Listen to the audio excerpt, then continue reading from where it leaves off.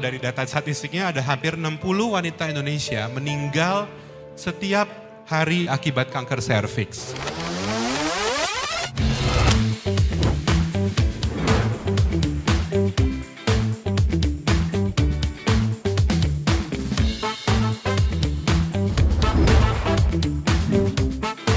Kita juga menyelenggarakan event kita hari ini dengan tema Share Your Voice, Fight Against Cancer.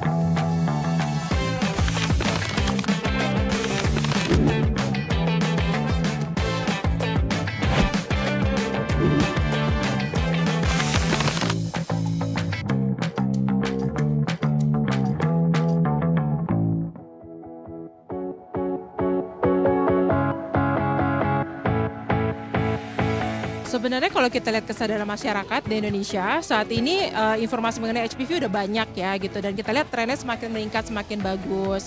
Tapi memang menjadi kendala adalah di daerah yang terpencil atau rural area. Karena tadi informasi tadi mungkin terkait dengan disease awareness-nya tidak tersampaikan. Sehingga masih banyak loh orang nggak tahu tentang apa sih itu HPV, penyebab apa gitu. Dan itu menjadi tugas kita bersama ya untuk gimana cara kita mengedukasi terus masyarakat kita. Kalau kita bicara tentang kendala, tantangan, itu mungkin yang pertama adalah tentang mitos ya gitu. Banyak orang yang mengkaitkan, HPV buat apa gitu, penyebabnya apa sih kanker serviks gitu, buat apa ya? Nah justru itu yang salah gitu, karena sekarang ini pemerintah juga sudah memiliki program di mana imunisasi HPV sudah dilakukan nasional gitu, untuk anak kelas 5-6 dan sedang dilakukan catch up untuk 15 tahun. Jadi sebenarnya mitos-mitos tersebut yang harus kita counter gitu. Kita ya sebagai keluarga, buat kita memang dari awal sehari-hari kita udah menerapkan banget healthy lifestyle itu adalah fondasi. Ibaratnya it's a very good investment gitu untuk kita, dan juga bukan hanya untuk kita tapi untuk anak-anak kita juga gitu. Jadi di rumah kita selalu berusaha sehari-hari kita tetap konsisten dan tetap balance, mulai misalnya dari menjaga pola makan gitu, exercise, dan jangan lupa juga untuk tidur. Tidur itu, rest itu benar-benar penting banget untuk kesehatan kita. Nah tanpa sadar kan Inana bilang saya tetap olahraga juga. Dan kita lihatnya bukan sebuah keharusan, harus olahraga, harus enggak juga. Tapi kita lihat lebih ke investasi untuk di umur nanti. Di umur 85, 95 masih bisa nyetir mobil, masih bisa main sama cucu. Untuk beberapa orang, HPV itu masih kayak ada yang tabu gitu loh. Bahkan aku baru tahu kita perlu vaksin HPV ketika awal-awal aku menikah. Menurut aku penting banget untuk kita sebarkan kepada anak-anak muda betapa pentingnya untuk menjaga kesehatan apalagi di area tubuh manusia. Senang banget tadi diundang ke acara ini karena isinya tuh bener-bener daging semua, bermanfaat untuk aku terutama sebagai perempuan, dan jadi banyak ilmu-ilmu baru yang baru aku tahu sekarang, jadi alhamdulillah seru banget. Jadi sebelumnya aku emang udah pernah vaksin sebelum aku menikah, dan untuk memaintainnya juga pastinya harus menerapkan pola hidup sehat ya. Tadi juga ada pengalaman pertama bikin perfume, karena kita biasanya tahu jadi dan ini kita mencoba membuat dari scratch. Jujur itu juga jadi experience yang menarik karena bisa disesuaikan sama scent favorit kita.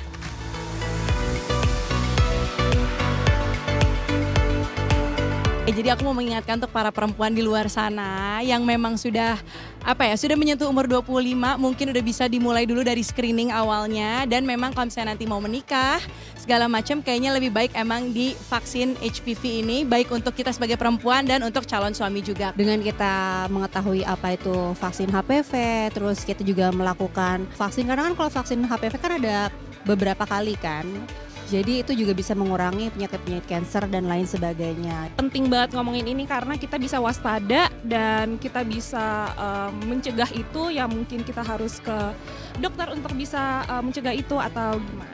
Apalagi yang nantinya itu akan mau menikah ya kayaknya ya, kita harus juga mencegah itu karena ya takutnya dari sisi yang laki-laki ada penyakit yang harusnya menular atau yang di ceweknya juga gitu. Kita juga sebenarnya punya website Ngobrolin HPV yang isinya semua pengetahuan mengenai informasi yang betul tentang HPV dan bahaya penyakitnya dan gimana cara untuk mencegahnya.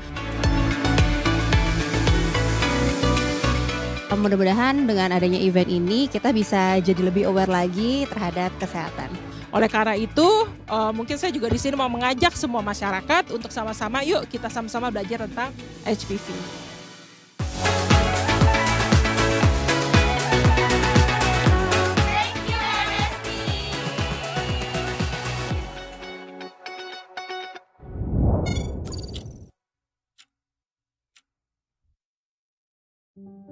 Anda adalah penulis kisah Anda sendiri. Anda akan memulai babak yang baru dalam kehidupan dan berharap beberapa momen tidak pernah berakhir, tapi beberapa kisah berada di luar kendali Anda. Kanker dan penyakit terkait HPV mungkin termasuk salah satunya. Konsultasikan dengan dokter Anda tentang pencegahan penyakit terkait HPV.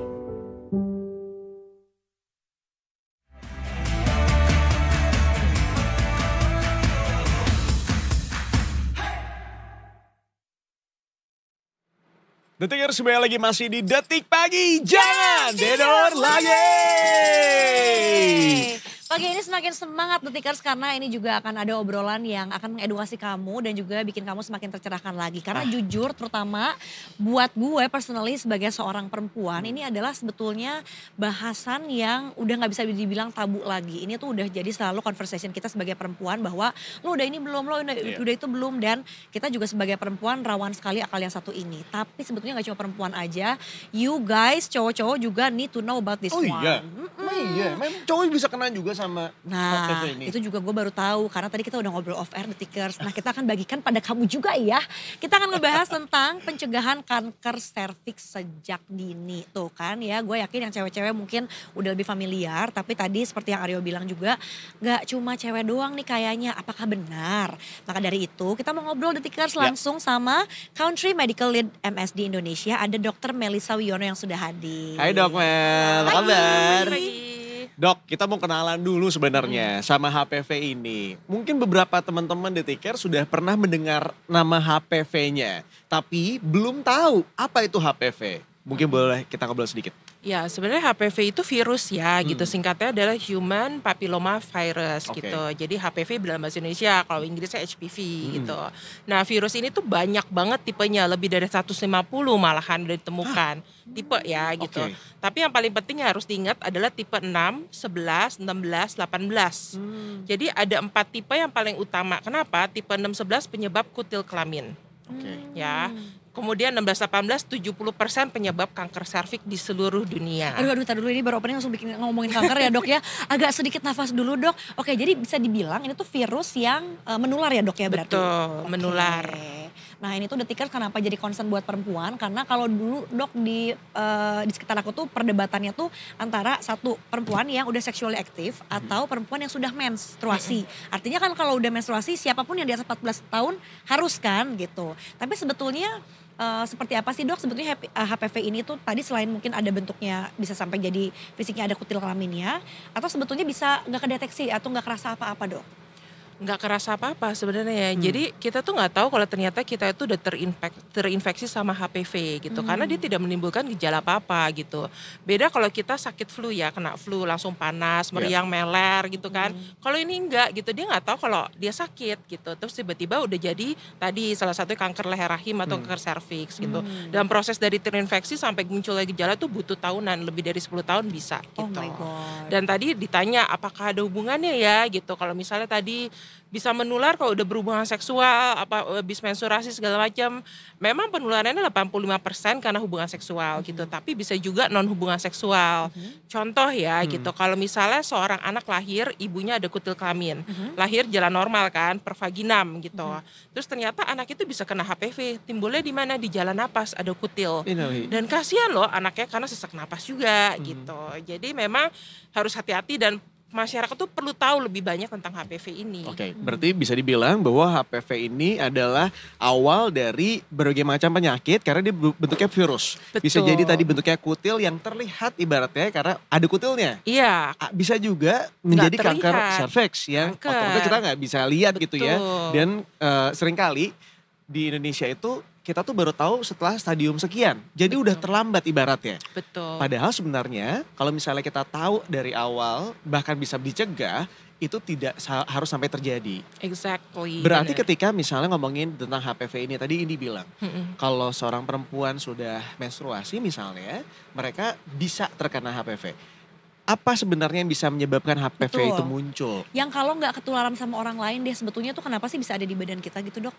Sebenarnya kan penularannya tadi saya bilang lebih ke arah 85% hubungan seksual gitu. Ada juga nih mitos ya gitu bilang kalau saya duduk di toilet yang kotor gitu kan, bisa nggak ketularan HPV? Most likely enggak, kecuali ada perlukaan ya gitu di daerah kelamin kita gitu sehingga dia masuk. Kuncinya kan harus ada laserasi ya, bahasa awamnya itu kayak perlukaan gitu. Oleh karena itu dibilang tadi 85% kan sebenarnya hubungan seksual gitu.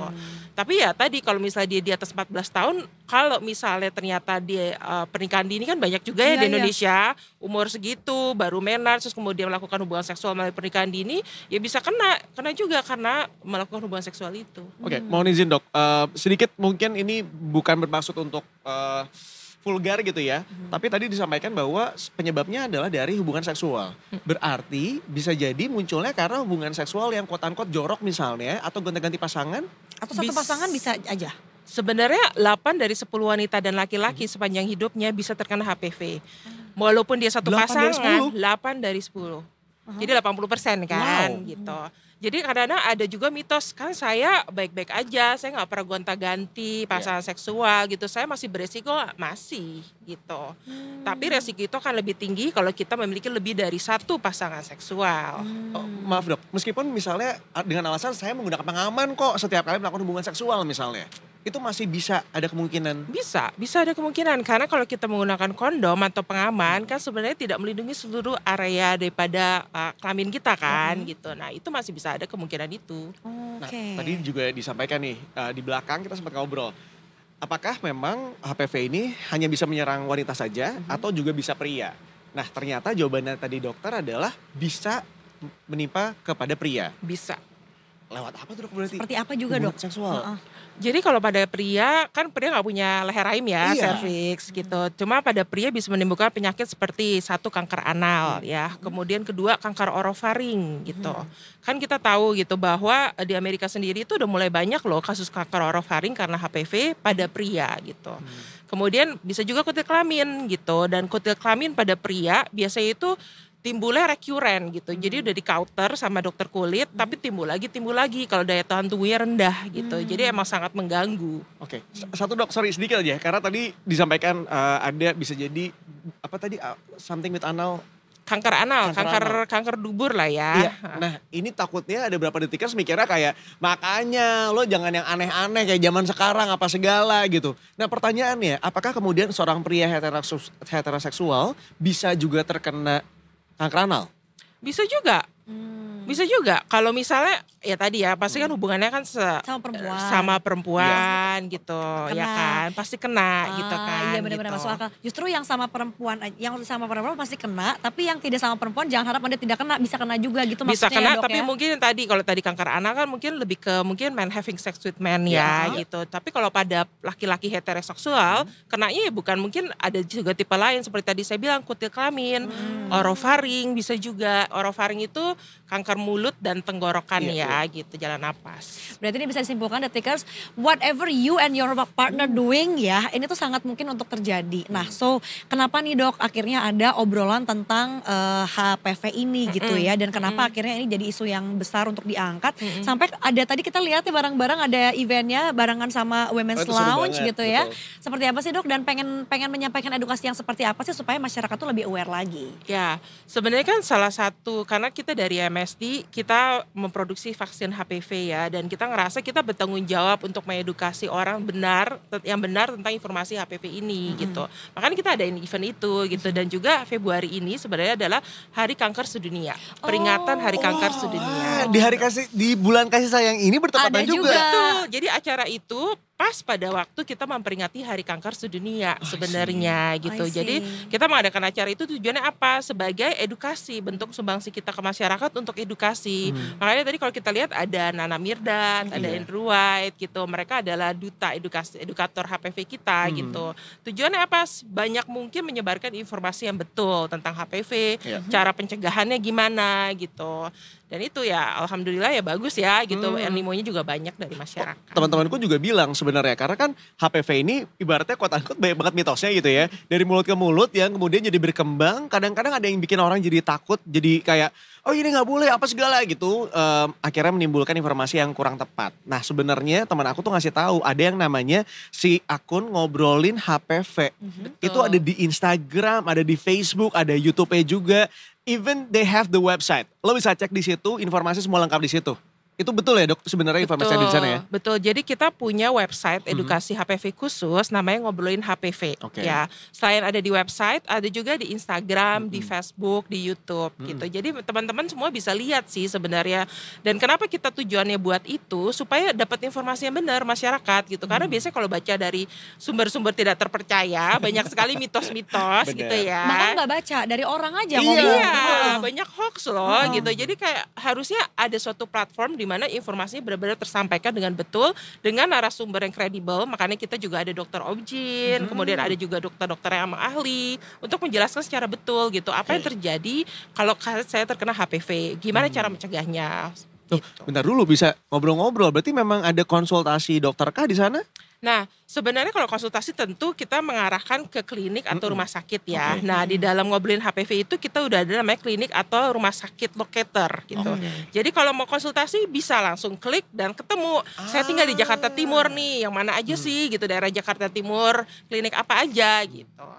Oke, itu untuk konsultasi atau bisa melakukan pengecekan juga tuh. Kalau misalnya ada aku misalnya, aku pengen tahu nih karena misalnya jangan gue deh nanti gue ngomong seksualnya aktif jadi orang mikirnya, hah ketahuan kalau lo belum nikah gitu. Ya kayak kita semua kayaknya harus deh. Gue mau ngecek juga karena apalagi gue kalau vaksinnya apalagi gue belum tuh, itu yang bikin gue deg-degan karena selama ini gue cuma baru sampai pap smear gitu-gitu doang. Coba tanya, misalnya ibu hamil tuh boleh?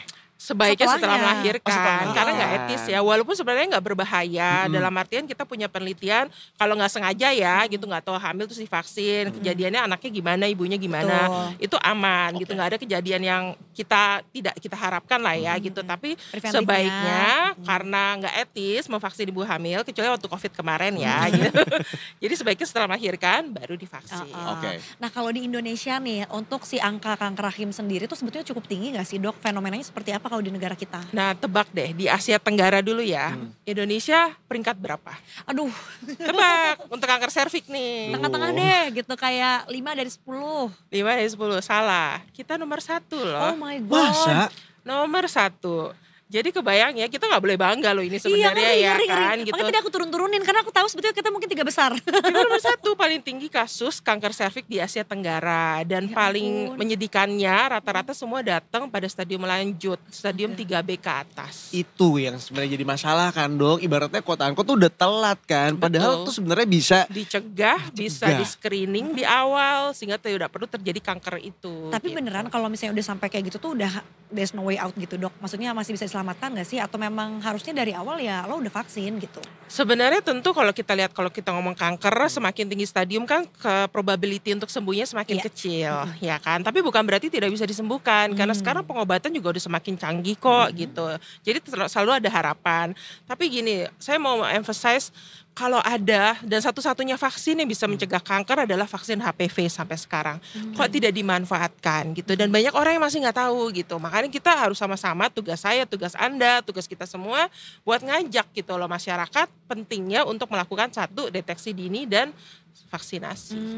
Misalnya nih dok, ternyata amit-amit gitu ya, abis kita ngecek ternyata kita kena, itu tuh kita mesti sembuhin dulu abis itu divaksin atau bisa langsung right away divaksin meskipun mungkin dengan harapan belum terlalu tinggi nih stadiumnya gitu, jadi masih bisa dilakukan sekarang gitu. Kalau sudah terjadi penyakit ya gitu, misalnya sudah ada lesi prakanker atau tadi kanker stadium 1, kanker serviks ya harus ditreatment dulu gitu.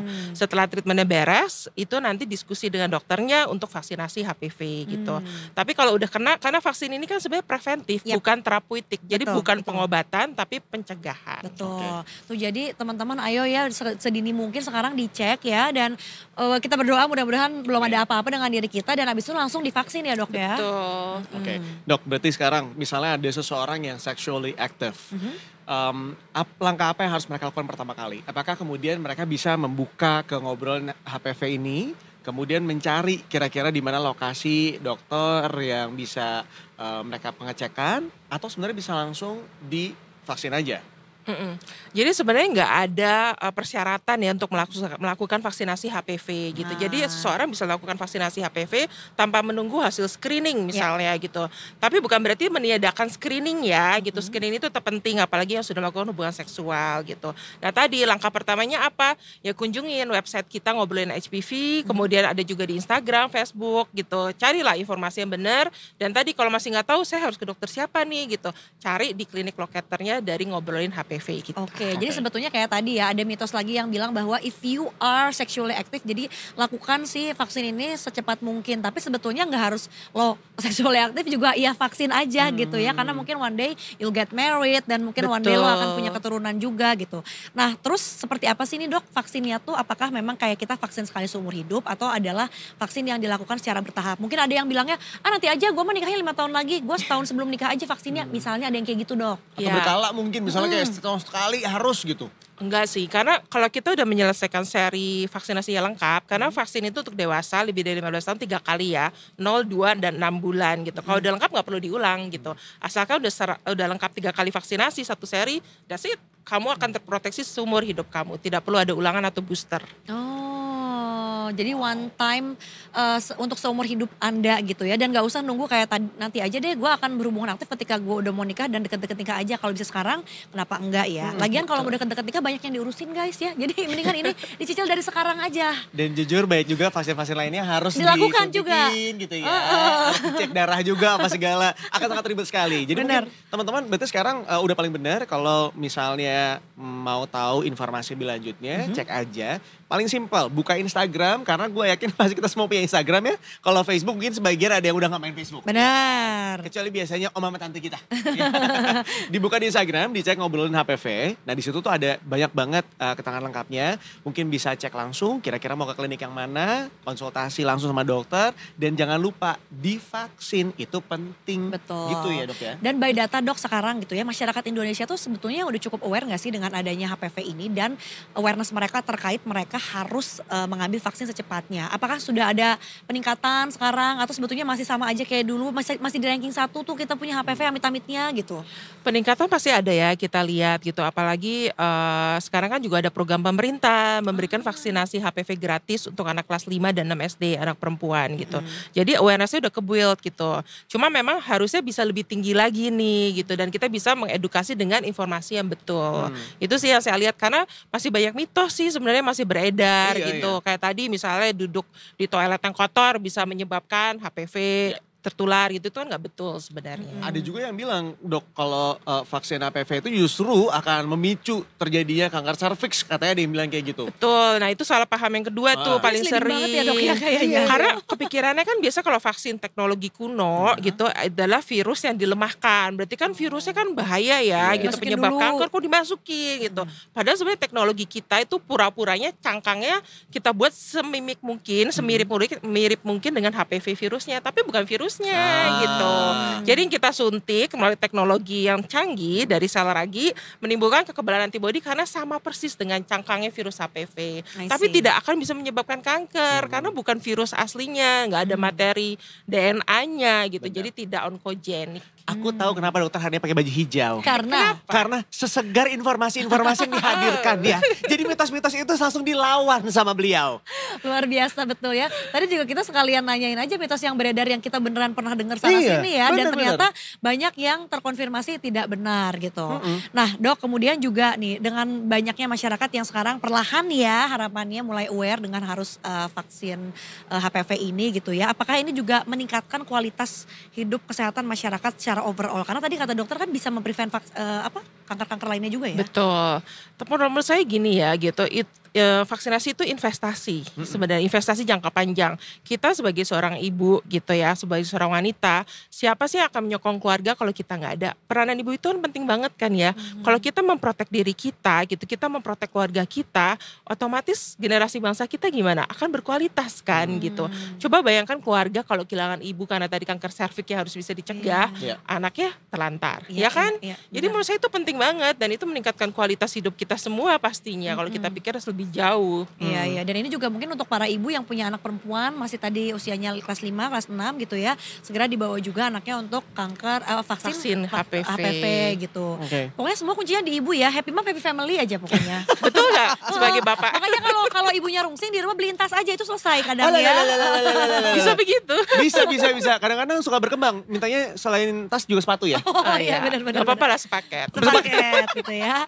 Sepaket tapi harganya mohon maaf nggak bisa dipaketin. Dok, tapi oke, ini menjadi perjalanan yang cukup panjang untuk Indonesia. Ada di peringkat pertama saat ini. Bukan merupakan sebuah kebanggaan karena kalau yang satu ini kalau bisa kita serendah mungkin ya. Jangan ada di kategori juara. Benar. Ini berarti ini salah satu langkah juga yang bisa kita lakukan untuk bisa menurunkan angka tersebut. Dengan salah satunya itu dengan si vaksin. Betul. Boleh sedikit kita bahas ulangi lagi dok. Berarti bisa di starting dari umur berapa sih dok untuk vaksin ini? Jadi vaksin HPV ini bisa dimulai dari umur 9 tahun. 9 tahun. Anak laki-laki dan anak perempuan ya gitu. Kalau untuk wanita sampai 45, ada sampai 55 tahun rekomendasi daripada Asosiasi Medis Indonesia. Kalau untuk laki-laki sampai 26 tahun. Oh lebih singkat ya. Lebih singkat. Berarti perempuan tuh ibaratnya kalau udah melahirkan berapa kali pun kalau ternyata memang belum gak apa-apa lakukan aja ya. ya. Setelah melahirkan boleh kok divaksin. Jadi vaksin ini bukan berarti hanya berfungsi untuk yang belum menikah ya. Yang sudah menikah berhubungan seksual juga bisa divaksin. Jadi definisi as soon as possible aja as gitu. As possible. Terus kalau tadi kayak perempuan tuh misalnya stepnya 3 kali dalam setahun dengan kurun waktu berapa bulan tertentu. Kalau laki-laki juga sama dok? Sama, 3 kali juga. Jadi dosisnya sama 0, 26 gitu. Mungkin jenis vaksin lain ada 0, 16 gitu semuanya tapi 3 kali. Dan sekali lagi kita ingatkan bahwa ini bisa menyerang siapapun gitu ya. Bukan hanya orang yang sexually active tapi juga bahkan orang yang sudah memiliki pasangan ya. Itu juga bisa terkena ya. Jadi sekali lagi ini bisa menyerang siapapun maka sebaiknya memang divaksin dan dipermudah lagi karena sekarang ada yang namanya akun ngobrolin HPV. Dan ini tuh sebenarnya memudahkan sekali karena ada di Instagram yang kita semua punya gitu ya. Ada di Facebook juga ada di YouTube channelnya dan juga ada di websitenya. Jadi buat teman-teman yang mau nyari klinik misalnya gitu ya, klinik terdekat dari di mana sih? Di situ ada. Ada informasi-informasi seputar dari HPV di situ juga ada. Semuanya konsultasi tentang HPV juga ada. Itu dia Detikers ya. Ada fitur cari kliniknya tadi kan ya. Jadi cari yang nearby aja, nggak ada alasan kayak aduh jauh kliniknya macet. Bisa dicari yang terdekat dengan Anda. Konsultasi dokternya juga karena ini terutama paling penting untuk mematahkan stigma-stigma dan juga mitos-mitos yang beredar di masyarakat ya. Daripada nanya ke teman kiri kanan mereka juga sama-sama nggak tahu dan sama-sama clueless, mendingan kamu nih yang duluan mengakses informasi yang benarnya ya di ngobrolin HPV dan abis itu kamu lakukan vaksinnya dan kamu sebarkan ke teman-teman kamu dengan informasi dari sumbernya langsung yang terpercaya. Atau juga sebenarnya jadi MS di Indonesia tuh sering banget ngadain event-event ya. Kayak kemarin kan yang bareng sama Detikcom juga. Itu tuh menyenangkan loh. Karena dikumpulin bareng-bareng. Aktivitinya juga macam-macam. Ada kemudian tadi bikin parfum. Karena kegiatannya biar seru ya. Kayak biar cewek selain diedukasi. Ayo deh kita sekalian bikin-bikin apa dulu juga. Meracik parfum itu tuh penting banget loh. Betul. Jadi ternyata yang memang dirangkul sama teman-teman dari MS di Indonesia. Itu gak cuman secara online ibaratnya. Tetapi juga secara offline dengan event-event yang hadir. Gak cuman kemarin tapi juga seterusnya akan ada terus gitu ya. Dan memang dengan kampanye ngobrolin HPV ini gitu ya. Ini memang harus aktif sekali digaungkan agar kita semakin sadar akan pentingnya kita untuk menjaga dari virus si HPV ini sendiri. Sekali lagi, HPV itu adalah virus yang bisa ngelit kita untuk terkena penyakit kutil gitu ya. Kemudian juga bisa kanker serviks. Dan bahkan untuk laki-laki itu tuh ada yang namanya kanker anal, kemudian juga nasofaring tadi ya. Orofaring itu juga sangat berbahaya sekali buat kita. Dan ingat gak cuma buat perempuan aja ya, ini bisa menimpa ke laki-laki juga. Makanya tadi yang jadi pembicaranya bukan Amir Dart doang, tapi suaminya juga Andrew White di situ juga hadir mewakili ya. Thank you banget dokter. Sama-sama, terima kasih sudah sudah mengundang. Kita yang terima kasih karena kita sudah memberikan informasi, mematahkan semua mitos-mitos yang ada di luar sana. Sehingga kita lebih jelas lagi ngobrol langsung sama dokternya. Iya betul banget, apalagi tuh aku tuh udah keluarga tuh cewek semua dok. Jadi ini sepertinya harus segera di sounding juga ya ke keluarga aku, bahkan ke pasangan aku juga nanti untuk mengambil vaksin secepatnya. Dok, tapi kita mau ngerjain dokter sekali boleh nggak? Apa tuh? Jangan sudah joget ya. Tapi sedikit sih. Mirip-mirip joget dok. Tapi gak heboh. Gak heboh tenang-tenang. Jadi kita punya tagline itu detik pagi. Jadi kalau misalnya nyebutin detik pagi. Jangan tidur lagi. Apapun gerakannya dok ya. Mau tiba-tiba jangan tidur lagi. Boleh. Bisa juga. Betul. Kita sekalian mau menuju ke break soalnya. Oke. Dok siap? Siap. Oke, sekali lagi Detikers kita ingatkan jangan lupa dicek langsung Ngobrolin HPV-nya di Instagram, Facebook, YouTube dan juga website ada di www.ngobrolinhpv.com. Itu dia, kita akan kembali sesaat lagi dengan informasi yang lebih menarik, lebih banyak lagi tentunya akan nemenin kamu sampai jam 11 cuma di Detik Pagi. Jangan tidur lagi!